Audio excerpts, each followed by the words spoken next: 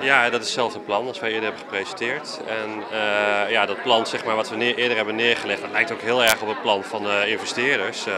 Dus wat dat betreft verandert er weinig aan. Wat had deze hele dag dan als extra, als plus bovenop dat plan nog opsmieten?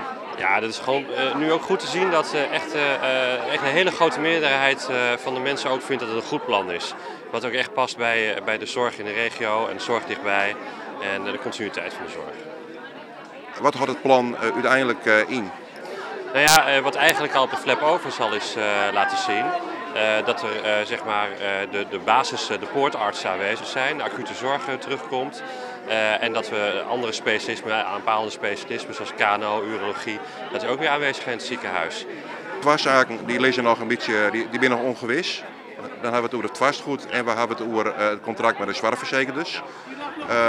Wat denk je daarvan? Hoe komt dat? Ik denk dat het goed komt. Ik denk dat die gesprekken wel goed verlopen. Want het gaat uiteindelijk om samenwerking te komen. Dus en zeg maar met de zorgverzekeraar, nou, dat is nu een heel duidelijk statement dat neer is gezet. Dus ik denk ook dat de zorgverzekeraar nu wel denkt van we moeten hier heel helemaal verder. En het tweede punt, vastgoed, ja, dat weet ik niet. Dan moet je bij de heer Winter zijn en Tulescu. Feitelijk ga je dus nou de hele bevolking achter je plan krijgen. Wat vind je ervan? Ja, geweldig.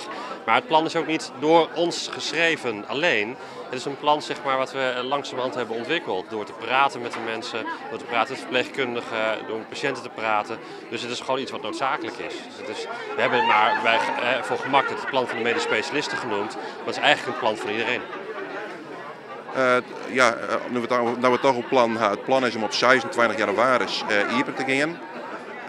Hok van ziekenhuis of keert dan nog een ziekenhuis nemen, waar stappen de meesten dan binnen?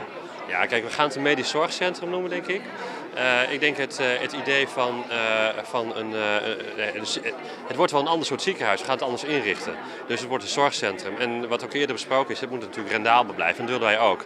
Zoals we eerder gezegd, als wij vakgroepen hebben die heel veel verlies maken of een totaal, dan moet je daar ook niet willen werken. Dus we gaan het heel goed inrichten. Maar ja, een volledig ziekenhuis met bedden zoals eerder, zoals het eerder was, dat is het natuurlijk niet. Maar dat is ook niet de insteek geweest. Eind goed, al goed? Ja, we kunnen nu gaan bouwen. En ik denk dat als die handtekening er is en het vastgoed komt goed, dan kunnen we gaan bouwen en dan kunnen we zorg gaan bieden aan de mensen in deze regio. En ik denk dat het echt belangrijk blijft.